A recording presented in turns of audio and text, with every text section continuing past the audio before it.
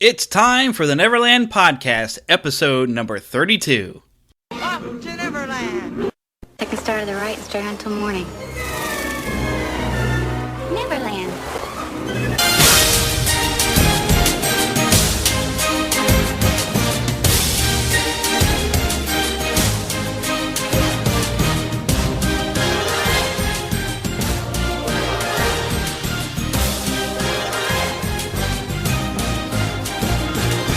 Good morning, Neverland!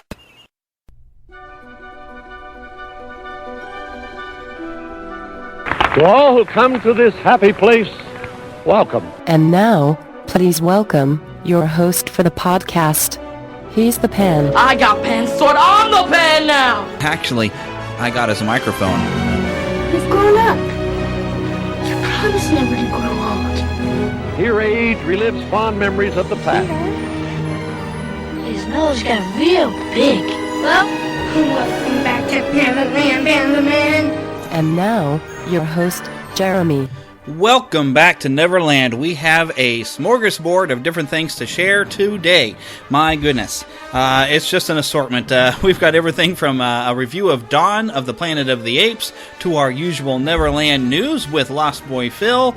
Also, I've got some fun audio I'm going to share with you today. I took I can't really call it a trip, I suppose, because it's only about 10 minutes away from me, but a local theme park called Worlds of Fun, owned by Cedar Fair, who many of you might know are also the owners of Knott's Berry Farm out on the coasts. I went into their park to experience their new ride called Steelhawk for the year, which is, there's some funny stories about that and everything, which I'll talk about later. But lots of fun planned today, but I'll go ahead and get everything, all the detailed things out of the way. Remember to visit our website at neverlandpodcast.com and go and check out our sponsors. Right now I've got a sponsorship with Roku. You can go and you can buy this audio streaming device directly through their website, and it does help out the show to keep me going. And also my friend Deanna has her website. It's a Dido. She does a lot of graphic art, and she actually helped. If you look at the logo that you're going to see actually right there on your podcast player, she did the lettering for me. She's also capable of doing much more than that. But the artwork I had, Lost Boy Phil actually did the drawing of me. I added the lightning to it and everything. But yes, she does some graphic art, so go and visit her site as well.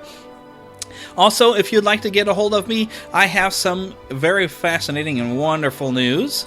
And that is the fact that we finally have a voicemail set up. Yes, our phone number here at Neverland is 816-226-6492. You can find that at neverlandpodcast.com. It's over on the top thing on the left, along with a link to email us. Our email address, podcast@neverlandpodcast.com. Drop me a line, leave a voicemail, send some email. You can also follow us on Twitter, at NeverlandPcast, sharing all kinds of fun things we have been doing, our daily Disney Marvel character on there, as well as sharing that same information on our Facebook page, which of course is facebook.com/NeverlandPodcast.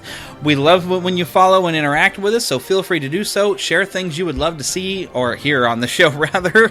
Things from your childhood that you really loved, television, toys, movies, games, whatever. We love talking about everything. This here in Neverland, this is our dreamland. This is where our dreams kind of come true in their own simple way, and we remember what it's like to be young at heart, and we just enjoy it.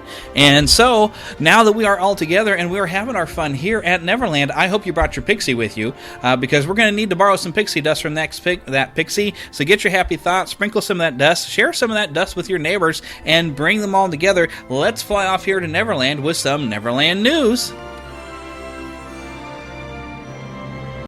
Alright, so now here we are with Lost Boy Phil, which must mean it's time for Neverland News again! Woo-hoo! Okay, we got some fun stuff this week. There was a lot of stuff. Okay, so first off, Guardians of the Galaxy had a successful preview. They had a 17-minute preview at select IMAX screens. I looked for this, and there wasn't any openings. There wasn't any opening, so I don't know if they even screened it in Kansas City. I hope they did. But I when I went to the website, it mentioned it. I didn't see anything. But, boy, I tell you what, people were all over Twitter saying, guess where I am? Guardians of the Galaxy. Yay, we get to watch 17 minutes. The general consensus, everybody's been saying it's hilarious. Well, it looks good, and I saw at some stores earlier, there's toys and things everywhere of him right now. Oh, cool. And they're even on the cover of Entertainment Weekly. They have Chris Pratt on the cover, and they've got like a little baby raccoon sitting on his shoulder. Oh, that sounds great. I think it's very good that they're bringing kind of a low-string characters group to the big screen, because I'm hoping this will lead to a lot of other low characters into big movies. Yeah, and eventually on the Facebook page, you'll be seeing some of them lower characters. Right now, I've been posting hopefully all of them have been watching, listening, or seeing this on our Facebook and Twitter stream. I've been sharing Marvel characters as they were from 1992. Yeah. But here's something that I just found out about today. Okay, so Guillermo del Toro, he took some time to answer some questions on Reddit. He just got on there and says, hey, ask me whatever you want and I'll answer it here. And it's kind of like I've never really gotten on Reddit, but it's like this open forum when I was reading this. And of course, there was a Disney fan in there who had to ask about the Haunted Mansion movie he said he was going to do. Yeah. So I've got a pretty long quote from him It's been here. a long time we've been hearing about this. Now, I can't really impersonate him. He's got an awesome accent. I forgot where he's from in South America, but he's got a great accent. He's fun to listen to. I like him. Lots of good creepy stuff he does too. My goodness. So this is anyways, but let me get to his quote because I can otherwise tell you yes, I'm excited about the idea. But anyways, he said, well, I spent 2 weeks ago, I went to Disneyland with the executives with whom I'm developing the screenplay. It's a hard screenplay to crack. We've done it a few times. We are on our third or fourth draft with 2 different writing teams, and I think the main thing is to try to combine everything that is great about the ride into the movie and make it really intense but with a sense of fun, just like the ride. That's right. It's a tough balance, and I would be happy to report if we had a screenplay. We always feel like we are very close, but not yet. We have developed 50 to 60 pieces of art. We've developed maquettes of the Hatbox Ghost over the body and face of Doug Jones. I have no idea who that is. But we have not succeeded yet in cracking the screenplay. I have to believe that Disney will make this movie as soon as we crack the screenplay, but until then, we cannot tackle it. It is a movie I would love to direct, but I would be happy to just produce it if the timing is not right. I, by the way, was named guest for the day for the Haunted Mansion the last time I did, which gave me unlimited access to ride the mansion several times during the day. Lucky dude. No doubt. Unfortunately, it was just the moment my left knee decided to bust and I had to go back home with a busted knee. Poor guy. But it sounds like, it's still, it hasn't been thrown away. They're still wanting to do it. But I guess it's going to take some time because they're just not happy with the screenplay. Yeah, 'cause it's been at least 5 years. It's been a long time. Yeah, because I know my father knew about it. He's been gone for more than 4, so he knew about it. He was looking forward to it. To trying again because the other one is, it's kind of fun. What, the other one? the Eddie Murphy one. It was kind of a little. I think they weren't balanced enough. They went so far on the silly. Yeah, that there's only a few parts that are really laugh out loud that was funny. Yeah, but you know what I mean. It didn't quite grasp it very well. It's not a horrible film. It's not terrible, but it could have been so much better. It's got a Man of Steel feeling about it. It's like, oh, you're almost there, but not quite there. Yeah. So we're very excited about how he ever gets, but it's nice to know he's still doing something. Yeah. Oh, but speaking of things we're going to have to wait for. I wish we could see all that art that they're drawing. Yeah, I'd love to be able to take a look at some of this stuff, because Guillermo's a pretty good artist himself, and he loves to design characters and things. Pretty great. So I'd love to see what he's done.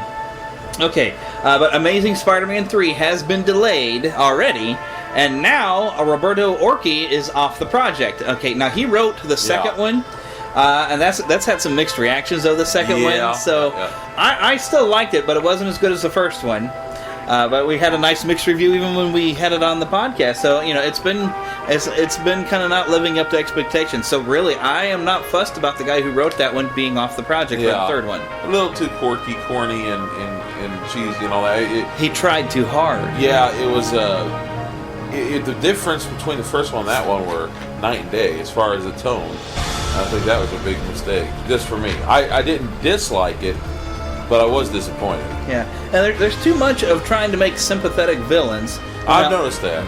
Elektra was an interesting character in there. Yeah. But if they'd maybe just let him be evil, kind of like Maleficent, if they'd let her be evil, then there's 2 movies that could have actually been better. Yeah, I honestly, that kind of turns me off. And, it's like, I like a good evil villain. Scare me with that bad guy, Khan, on the other hand, you can understand where he was coming from, thinking he was right. We're talking about the Star Trek. Yeah, the Into Darkness. Yeah, but he, at the end, he still was evil. Or you mean in Wrath of Khan? Because you could see where he was coming from in Wrath of Khan too, but he was still just nasty. Yeah, he's just vicious, arrogant, thinking he thinks he's a god. Okay, now we have to. Here's some sad news. But Dave, I think his name, you pronounce it Legano. It's been a while since I've watched the special features on, I think Half-Blood Prince, they had him on there. Oh, yeah. But Dave Legano, who played Fenrir Greyback in those last three Harry Potter movies, this is so sad. He was just found, had been dead for 3 days. He was out hiking around Death Valley, and he was found by a couple of hikers. You're not sure, I haven't, explored if they've decided if they're going to release, did he get dehydrated? I mean, I would think he probably had enough water with him. He was 50. He should have been in good shape. He had been an MMA fighter. Yeah. So, I mean, it's just shocking to just, for him to turn up dead. He's a tough-looking guy. Yeah, and he was so nice, though, too. When I saw him on the special features, he played guitar, and he was singing songs with some of the other cast members on Half-Blood Prince, and just seemed like he was a really cool guy, so it's very sad. Yeah, that is sad. He wasn't like a big-name actor, but, it's still sad. Yeah, it is. Okay, well, all right. So if anyone is planning to hit Comic-Con this year, and what is it? I think it's like the last weekend in July. It's like the 25th, 26th, something like that. Well, I know July 26th, but Marvel has went ahead and released that they're planning to have Hall H July 26th from 5:30 or starting at 5:30 or 6:30. Or specific time, 5:30 to 6:30 p.m. I guess they've set it for an hour. 5:30 to 6:30 p.m. I know, I just sound like a professional, don't I? But from 5:30 to 6:30, where Marvel Studios president and producer Kevin Feige, with special guests, is going to provide an inside look at the ever-expanding Marvel Cinematic Universe. Now, they've already talked about that they've planned out for the next, 5 years or more? Yeah, or more, yeah. So I wonder if they're going to lay out, everything and tell you all their planning. I can't help but imagine, like you see on these TV shows or movies where you go into an apartment or whatever of a psycho killer, and you see all these pictures connected to other pictures to other pictures. I can only imagine there's a room somewhere that has, Iron Man connected to the Incredible Hulk movie, connected to the Avengers, connected to whatever. I can imagine there's movies that spread out everywhere. The Shield show, Oh, I bet they do have it all mapped. They probably do. You know what would be interesting? It would almost seem risky now because they've managed to get so much popularity for Captain America and Iron Man and Thor and Hulk and everything. It might almost be a risk, but I wonder if after Avengers 3, because they've planned at least 3, they could always be bringing new characters to light and new movies and get people excited about new characters. There's a lot of the other characters that have been part of the Avengers, so maybe by Avengers 4, you have a whole new team. Well, it wouldn't be there's in the comic books, I used to read Avengers a lot. Uh-huh. And one thing I always liked was every 3 to 4 to 5 years, because back then you get writers and artists to stay with you longer. Yeah, they would change, and they would even open up the Avengers West Coast. Yeah, where on the East Coast you had Iron Man, on West Coast you had War Machine, and but the truth is where they could always keep a couple of them. They almost always had Captain America and Iron Man involved, or who's the other one? Thor. They'd have them usually involved, but they would change in and out, and it made it more fresh and interesting. Yeah, so I'm hoping maybe they can, just keep this going and not lose steam. Yeah, so that'd be nice. New characters, brand new team of Avengers. I mean, heck, they're introducing Quicksilver and Scarlet Witch. Yeah. There can be Avengers. And we now know, of course, on Netflix, they're going to have several TV shows. You could always later on bring in Luke Cage, Iron Fist. Yes. Whoever. Yes, it'd be awesome to have them as... I don't know if Daredevil's ever been an Avenger. I don't think he has. I don't know that he has.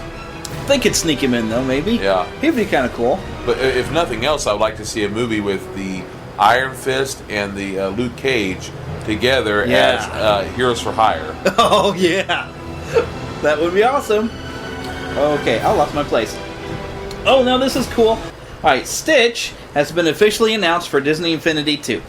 Not really a big surprise. They'd already teased him in some of the trailers and showed him, but I haven't gotten to see a picture of the figure, but it was funny on their Twitter page and stuff. They were saying someone fuzzy is coming to our Ohana and stuff like that. So I'm like, yay, it's Stitch. But also, I saw a brief thing that after Guardians of the Galaxy, now I would love to see a playset of this, but they have announced Star-Lord and Gamora. Oh, yeah. Now, Gamora, I think, is she the assassin? Yeah, she's green. She's, I believe, the actress from Star Trek. She was in. Yeah, I think she was Uhura. Yeah, I believe so. Yeah. So I'm thinking, well, if you can't just do Guardians of the Galaxy and just have those two. So what if they do a whole set of everybody and maybe an entire play set? Yeah, that'd be great. Now, you could probably put Rocket and Groot together because Rocket's a little guy and Groot, they're kind of a combo. So you have at least 4 characters because you throw in the other dude, Drax, I believe.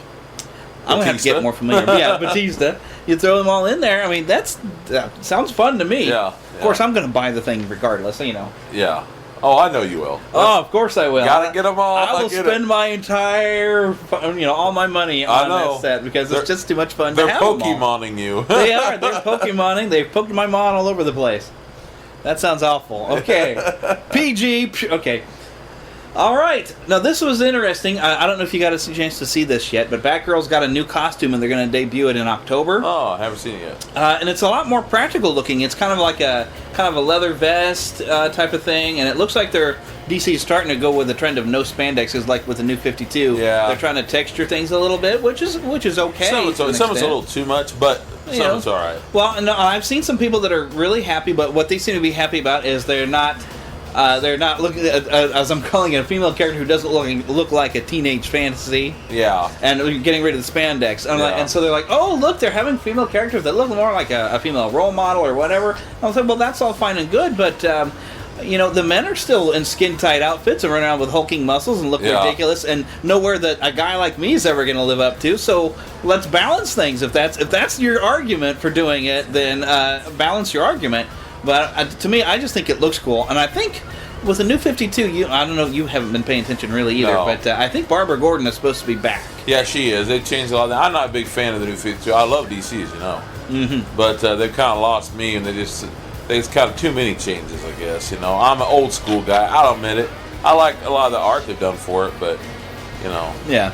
And at least Batman has stayed almost kind of consistent. Yeah, there's just a few changes I haven't liked. Superman's pretty much...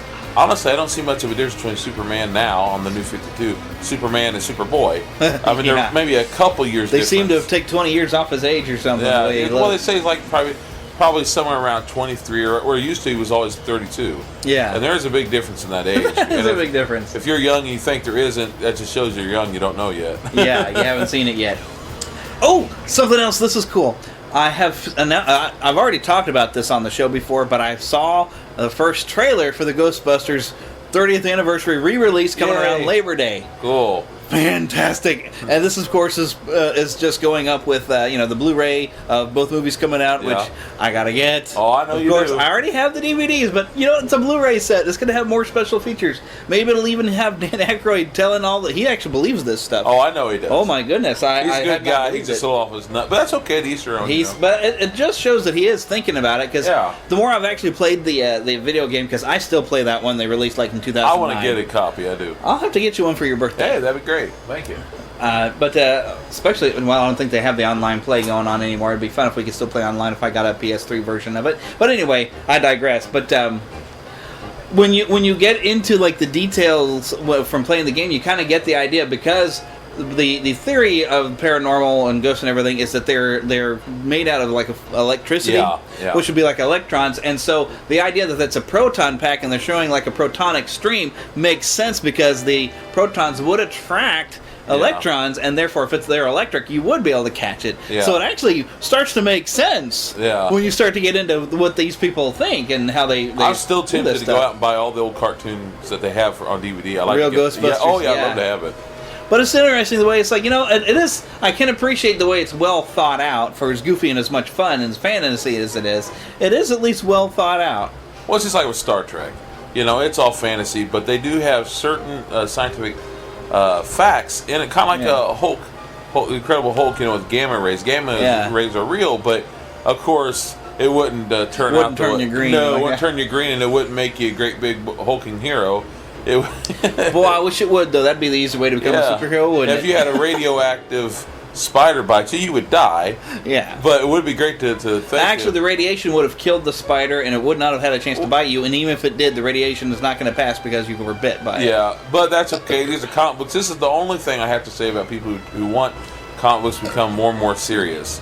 You have to remember, these are fantasies. Yes, they're fantasy. You can't get too realistic. Right. Don't bring the realism in. Have fun with it. Yeah. Okay. Somewhere in between Batman and Robin and some of the newer films. Yeah. All right, so July 23rd, by the way, there's going to be a free Batman comic released. Just check with your local comic book store, see if they're participating. I didn't really dig into too many bits on this and everything. There was a writer mentioned, and I forgot his name. But hey, I just want to let everybody know, July 23rd, free Batman comic. It'll be actually Detective Comics. Yeah. But it's free, so go check it out. Oh, okay, I think I showed you this website once, but homestarrunner.com has not been updated for about 2-3 years or something like that. They did all these great little cartoons, flash animation. We're very famous for what was known as Strong Bad Email. Strong Bad, yeah. They're coming back. They're going to finally update that website. And so I don't know if that just means a focus on Strong Bad Emails, but I guess this has been stemming around like they had an April Fool's kind of joke that they put up that was actually something new, which I found on YouTube. I couldn't find it on the website, but it was kind of an indicator that they are coming back. All right, now here's something that's going to be right up your alley, being a DC fan. Yeah. Ronnie Raymond, known to the DC Universe as Firestorm, will be in the upcoming Flash series. Cool. He's going to be played by a fella by the name of Robbie Amell, or Amell. I'm not sure how you say his name. I know that's the newer, guy. One, and I always liked that character, but they changed him a few years back, and I like the original just because I'm old school, but I like him too. I like the newer one too. Yeah. Didn't one of the Firestorms get killed? Yeah, that was a few the years original. ago. That was the original. Okay. Yeah. And so they got a new guy. Now, you would think on a TV series they'd maybe start with the original. Probably that you would think so, but because in the newer one is an African American, they're probably going to go with him just because, there's not. Unfortunately, a lot of these comic book characters. The picture they showed of the Robbie Amell, he's a white guy though, so. That might be the original. I can't remember his original name. Ronnie Raymond. I wouldn't know. But I recognized the character when I saw the drawing of Firestorm. It's been I was like, so long. that guy. I don't remember the name of of him or the guy who took his place. But I can understand if they would have made him the black one. I can understand because unfortunately the old comic book characters weren't a whole lot of African American characters or Hispanic or anything. Yeah. Oh, hey, this was kind of cool. Although the buzz for it I think was bigger than the actual event. Yeah. But okay, so everyone was buzzing this week about a short Rita Skeeter article that appeared on Pottermore.com, which of course was written by Rita Skeeter's creator J.K. Rowling. And it was really short. It was just like a newspaper article, but it did feature some well-known characters from they were referred to as old Dumbledore's Army people showing up at the Quidditch World Cup.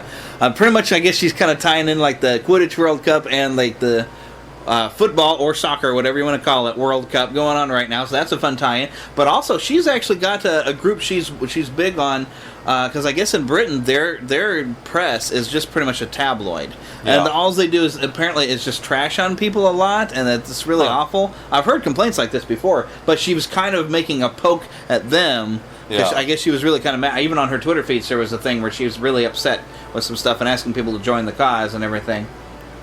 So, it seems like she was kind of tying it all together. It was an interesting thing. It was fun to see something new kind of pop up. Yeah. But, oh my gosh, every article, everywhere that was popping up sharing on Facebook was like, she's written a new short story and whatever, and making it sound like this was something about to go published. But, no, it was a short article. You could read it in about 2 minutes.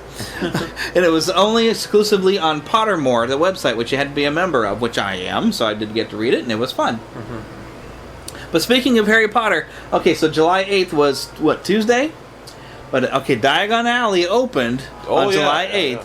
And as expected, it was massive. There was tons of people. I kept seeing pictures all day where people were just lined up, having to wait 6 or 7 hours just to get into an area. And I figure after that, if you even wanted to ride the ride in there of the Escape from Gringotts, that's going to be another probably 4 hours. So it was a huge mess, and I'm kind of glad they're successful. But at the same time, I could see the logic in over at Walt Disney World is doing Frozen, and they're doing this thing called the Frozen Summer, which they just kind of put together over the last couple of months because they knew they needed to compete. Such a big hit, it makes sense they would do Frozen. Yeah, because they're competing across the street with Harry Potter. Now, of course, Frozen doesn't compare with Harry Potter as far as cultural significance at this point. But if I was to choose, and if I lived there, I would not want to go to Harry Potter on the day they opened something new. I would probably have gone to Walt Disney World because you could have actually done the activities. They have like an ice rink they managed to set up so you can go ice skating. Fun. And they have a special fireworks and a sing-along for all the songs. So really, you would get more for your money have you gone to Walt Disney World and done their Frozen activities. Well, I'll tell you what, I got to go to the Universal. I'm a big feller, so I couldn't really go on the Harry Potter ride itself. I did enjoy looking at all the stuff they had, but I'd have to lose a lot of weight. And to be honest with you, it's not all weight. Some of it is, but some of it is also that I would have been too tall. And I thought, there's more than just me in this world that's big and tall, and all at the same time.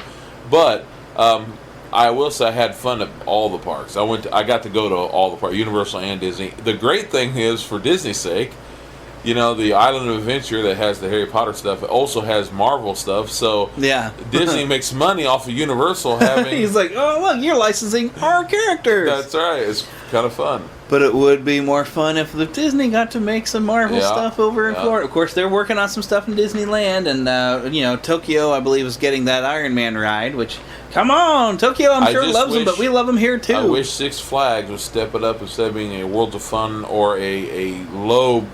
Money park. It'd be more a big money park because they got that DC licensing. They got DC, and I would love to see more than just a roller coaster with Batman's name on it. I like to see a really good You didn't get to see that. There's a Scooby-Doo ride that was really fun. It was a shooting gallery ride, and it featured the original classic Scooby-Doo. Where are you? There stuff. You go. And so you had all the villains and everything, like the Sherbert ghost and everything. Oh, great. All the evil clown guy and all of that stuff. The weird guy, like the diving guy, that sounds fun. All of them. It was a shooting gallery with all of those through the swamp. It was a lot of fun. Nothing animatronic. Yeah. Lots of fun over in St. Louis. I'd love to find some YouTube video. Maybe somebody has filmed their ride on it so I could show people. Because that was the most fun. It took forever to wait in line for that because it was the best ride in the park last time we were there. Okay. Oh, here's something interesting. Ant-Man is moving along, but they got two new riders, Gabriel Ferrari and Andrew Bear. There's a lot of shufflings kind of going on because it seems like they had just had I forgot the guy's name, White or Edgar Wright. Edgar White. I don't remember the name. He had written up some stuff, was set to direct, and then they had creative differences with him, got rid of him, brought in some other people to kind of start rewriting the script, and maybe a different director. Now apparently the writers have been swapped. There's so much shuffling going on. I'm starting to worry that this is going to come out bad. It might, but we'll see. We'll see. But, of course, sometimes a lot of shuffling around means you're making sure you got the right people. Yeah. Although I have heard some other podcasts saying that they don't really like the work. These two guys have some previous work, small kind of things that were kind of, I think one of these guys, somebody had said he'd worked on Bring It On, or am I thinking of that? No, I'm thinking of somebody who's working on the new Star Wars stuff, did some Bring It On stuff maybe. I don't know. Somebody fact check me for that. But yeah, I've heard a lot of different stuff, but there's people who are more excited about having Edgar Wright on there than having these two. But you know what? I will go see it. Oh yeah, I'm sure they'll do a good job. Disney won't let this get released if it's crap. Paul Rudd, well, then again, they have released Maleficent, and that was crap. I know some people loved that movie. I didn't. I feel free. It's my show. I can say I didn't like it. So I am not alone, and you are not alone, and you're loving it if you loved it. So it's fair. Anyway. Oh, here's something. Brandon Routh has been cast to play the Atom on Arrow. Oh, yeah, I saw that. I saw that the other day that they said that'll be great. He was the one that, for those who don't know, he played Superman on Superman Returns. I personally did not dislike the movie. It wasn't great. Superman Returns wasn't great. I didn't necessarily think he was the greatest cast Superman, but I liked that it still had a Superman feeling about it. Yeah. I didn't like all the stupid things they did with the super baby and all that, but that being said, he's a good actor. He's been on a lot of things like Chuck. Yeah, he was great on Chuck. Yeah, he was scary, man. I don't know if you ever saw Scott Pilgrim, but he was hilarious in that. Wasn't he like the vegan warrior guy? Yeah, he was great. He's a good actor. Yeah. And I think he'll be really good in that role. Yeah. He'll do.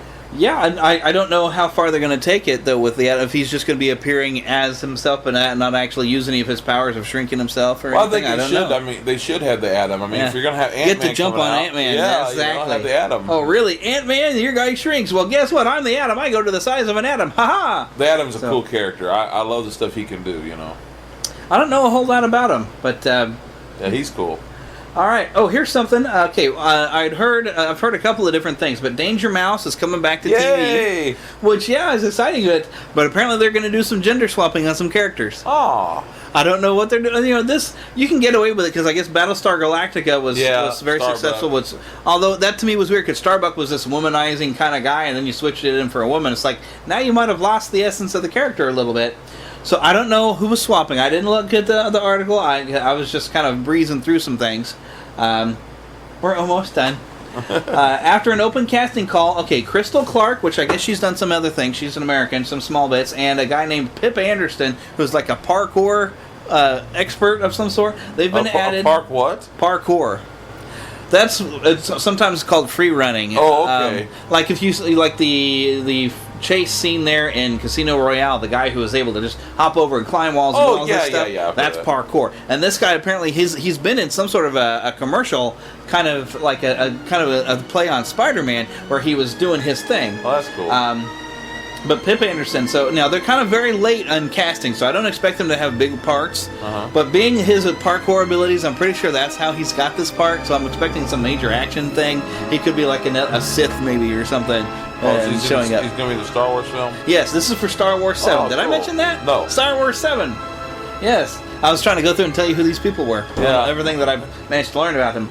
There's not a whole lot to be known because they're kind of relatively unknowns, but Star Wars has always been more successful with some unknowns and maybe get one or two well-knowns. Yeah, well-knowns. Yeah, so good idea. Seems like a good plan. Sure does. So that's still. It's nice to know that they're still going and they're pretty much on schedule, despite Harrison's injury. Mm-hmm. But he's doing pretty well. I've seen some pictures where he's got this prosthetic thing, he's wearing from his knee, so he can kind of hobble around. Yeah. So he's still getting around, and I don't know if they're managing to film anything with him, but I have heard something about perhaps they've got some special time set maybe with him later, perhaps to kind of get all of his stuff in. I'm kind of wondering if it's going to be similar to now. You probably know this story better than I, but if you watch Rocky 2, during the boxing match at the end, Adrian is not there at the arena, and I've heard the reason why is for some reason she wasn't able to be there for the shoot, so they filmed her reactions at home. Yeah. To be at home in order to kind of fit it in, so she's watching it on TV, and they found a reason. It was supposed to be.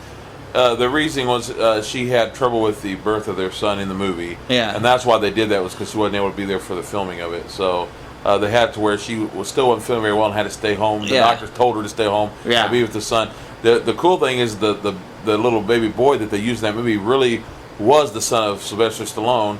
He unfortunately died within the last year. Oh, but that was his son at the time. Yeah, but so that's some wide character what they gave for the excuse. But wasn't there some reason why she in real life I can't remember what it was. I can't recall. I do know that around that time she was involved with the filming of Godfather 2, and that may have had something to do with it. That may have done it. Okay. I knew that I've heard something about that, and I figured if you've seen special features. But yeah, so they can get around with Harrison, maybe come back to pick up where he left off when he comes back, and hopefully nobody will hit him with a door this time. So, all right, so that's our news for this week, and now we'll move on to whatever I've got next, because, boy, I've got a lot of stuff for the show. All right, well, I hope you enjoyed that. Moving right along, next I have for you a review of the new movie Dawn of the Planet of the Apes. In fact, though, I actually just saw Rise of the Planet of the Apes just previously this week, so I've watched two really good movies actually this week, but here's the trailer.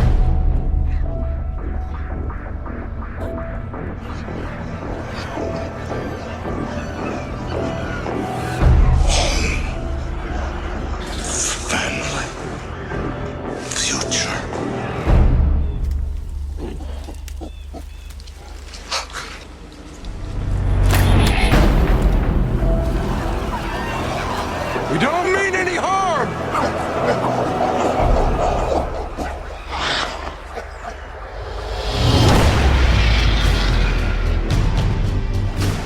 I know why you're scared. It took us 4 years fighting that virus, but we are survivors! It was a virus created by scientists in a lab. You can't blame the apes. Who the hell else am I gonna blame? We need to give him a chance. Welcome, their animals. Please. I'll I've seen things. I've seen the way they are. They want what we want to survive. Caesar, home. This is your home. Your home. Are you aware they are going to turn on you? They don't want a war. No, don't shoot! Caesar, you have to go. Go. Where? Apes! Together! Strong! War, it's not what you want. There must be another way. War has already begun.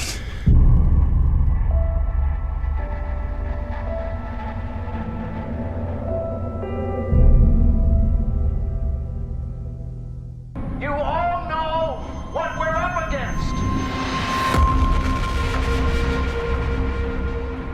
I need to speak to Caesar!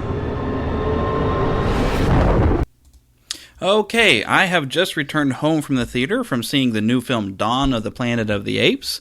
I actually just this week saw Rise of the Planet of the Apes, and it is the first in the series that I actually have ever watched.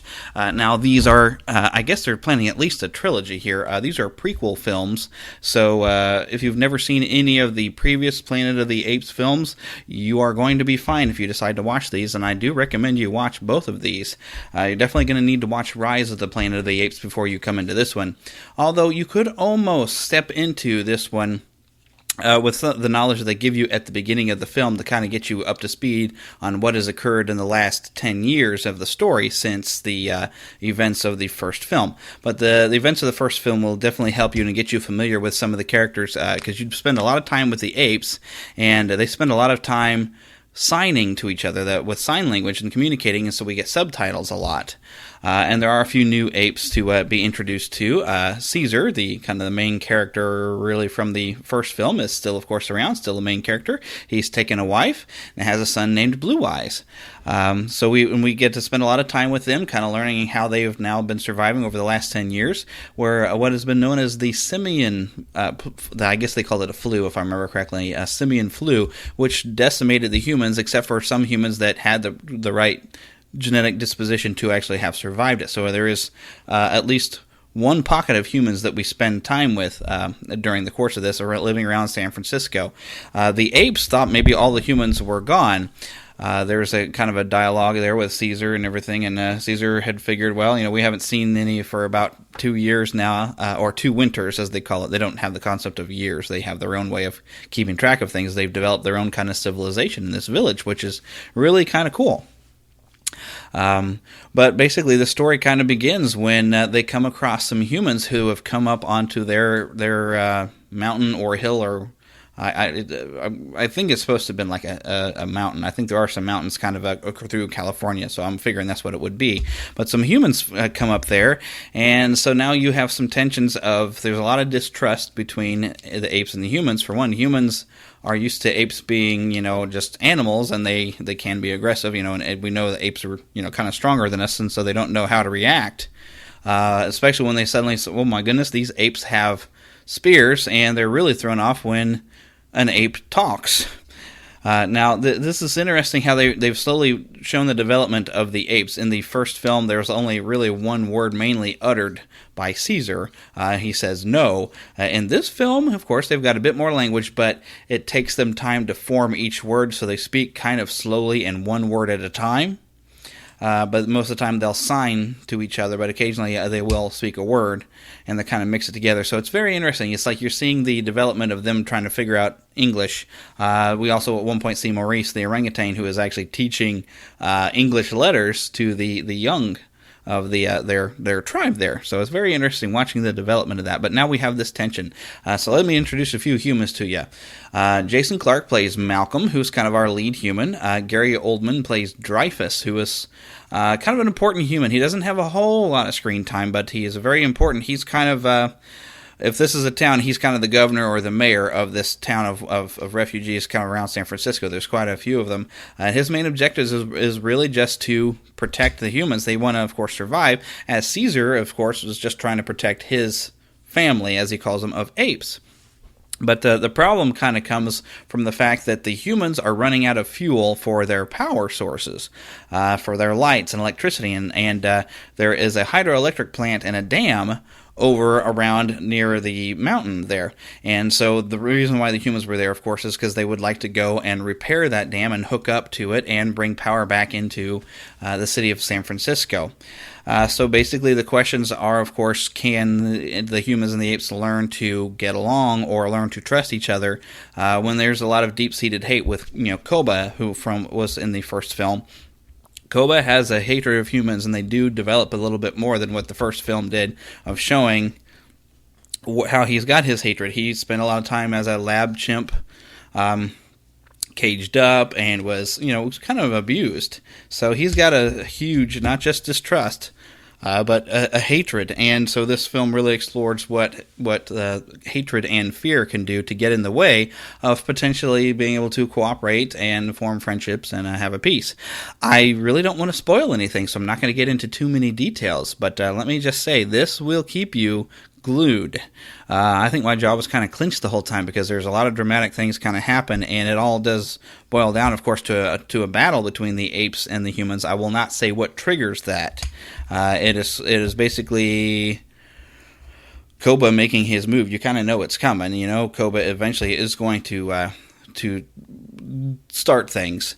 And it does kind of propel things to where it looks like there's going to be potentially a third film, because although Caesar and Malcolm have developed a friendship between a human and an ape, and it seems like they have that one chance, it doesn't seem like that's going to quite work with everybody else with this battle that's going. So it looks like there's going to be potentially a third film, which I would, of course, very eagerly see at this point, because we do know, at least from the other films that I have not watched, but I'm going to watch the first one. It seems the apes will eventually establish a dominance of the earth, and humans will kind of be enslaved in some fashion. And so apparently that's still coming.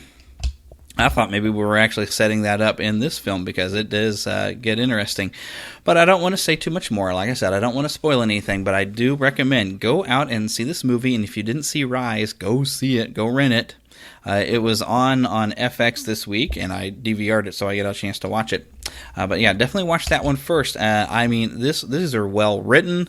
They're really getting so much more advanced with what they can do with computers and motion capture. Andy Serkis, known very well for being Gollum, is Caesar, and there are some times Caesar kind of makes a face that does remind me of some of the expressions that Gollum would have. But the facial expressions they're able to capture and put on these apes really kind of make you care about them as characters, and kind of go through you kind of know what's going through their mind and everything.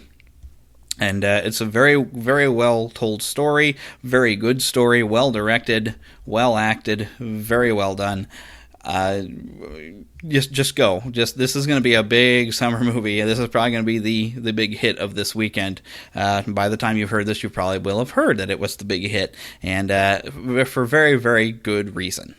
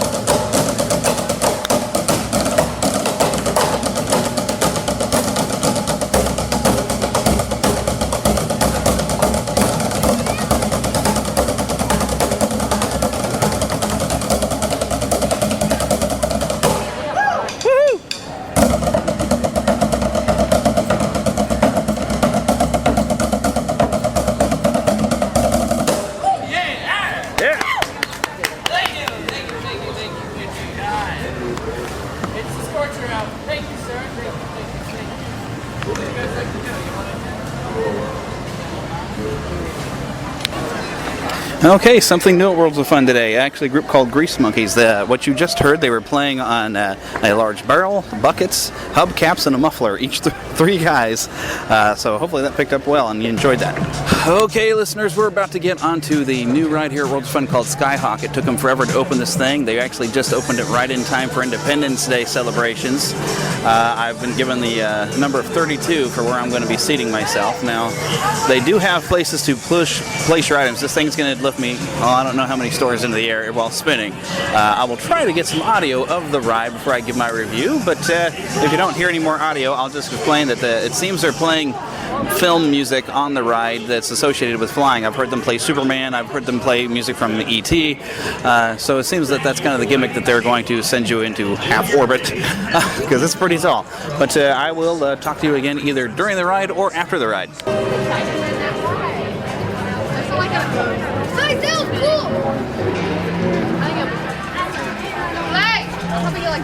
Go away with Mauricio!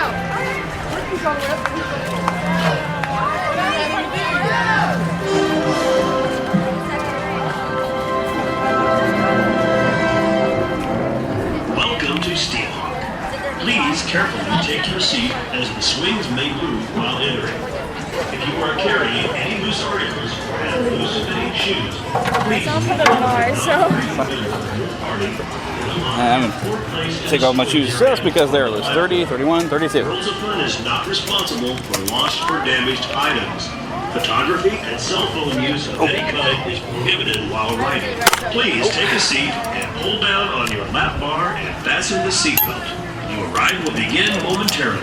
Thank you. All right, I'm going to keep this thing in a death grip. I'm trying to ride this.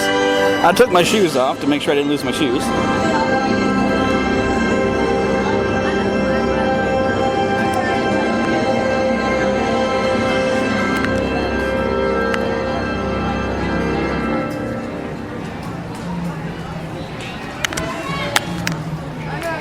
Now, if this goes right, I will not drop the recorder in the middle of this ride.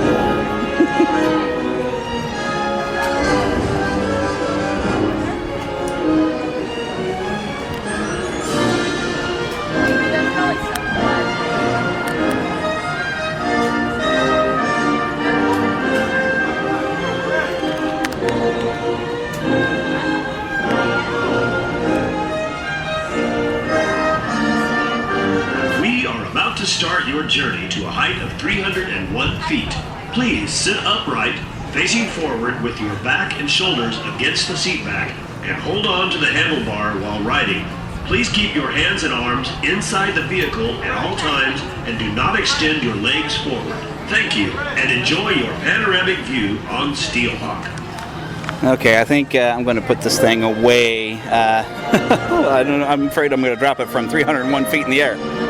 Okay, I'm going to play the afterword of riding this ride real quick, but a quick note, I accidentally, while I was there, called it Skyhawk. The actual name of the ride is Steelhawk. Okay, so now I've just gotten off the ride, and I must say it's both exhilarating and kind of frightening at the same time to go up 300 feet in the air and then spin around. You didn't get to hear the audio of me on the ride because I decided I wanted to put a death grip on that safety hand because I have a problem with heights. But as we went up, it actually switched over playing music from Harry Potter, which makes sense because of Bloom flying. But this is here located at World of Fun here in Kansas City, so if you live anywhere near me or if you're planning to travel this way over the summer, I'd definitely recommend this thing. If you're kind of terrified of heights, lean back nicely in your seat. I think you'll be okay. I was expecting maybe a shoulder harness. It only has a pretty good strong lap bar that comes down and seat belts in, but it held me pretty tight. And it kind of goes straight up before it starts spinning. And you do get a wonderful view of the entire park and even some of the surrounding area as you go up. But I definitely recommend this ride, Neverlanders, so come and check it out. Alright, I'm about to walk late into a show here. It's called The British Invasion, so I have expectations of what they're going to be singing. I gotta hustle to get into the theater here. It started actually about 3 minutes ago. So...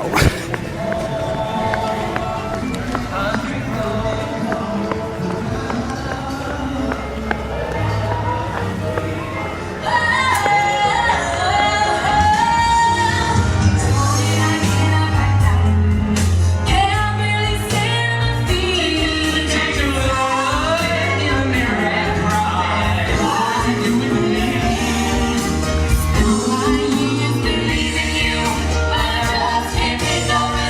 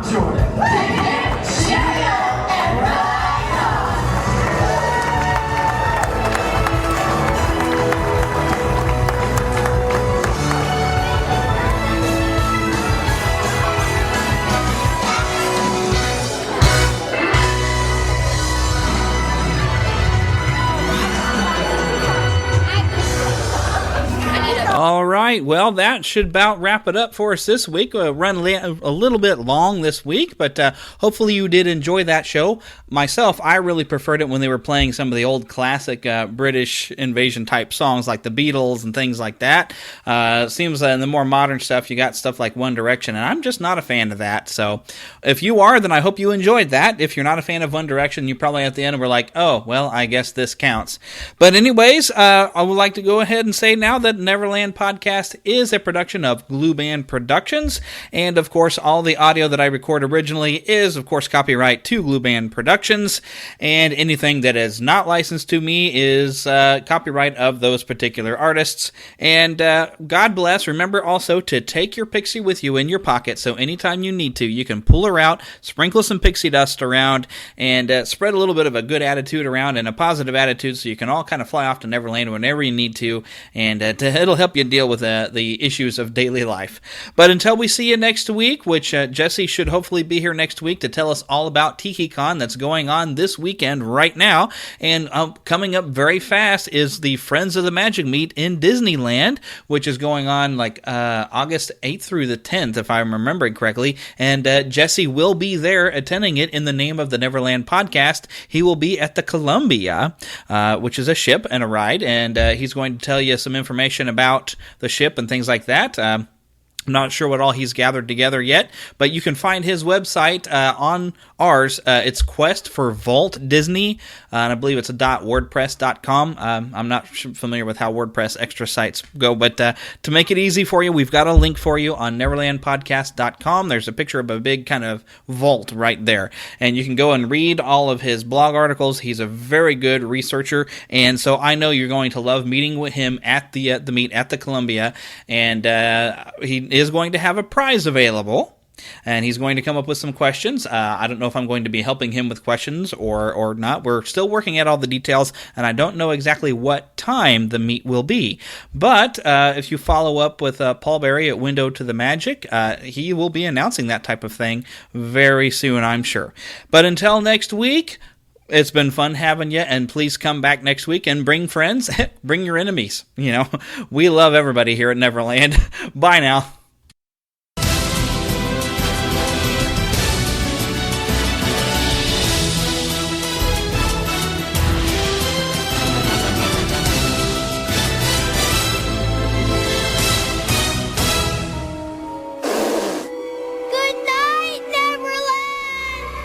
This year, build your credit history with the Chime Secured Credit Builder Visa Credit Card. No credit checks to apply. Get started at chime.com/build. The Chime Credit Builder Visa Credit Card is issued by the Bancorp Bank N.A. or Stride Bank N.A. members FDIC. Chime checking account and a $200 qualifying direct deposit required to apply.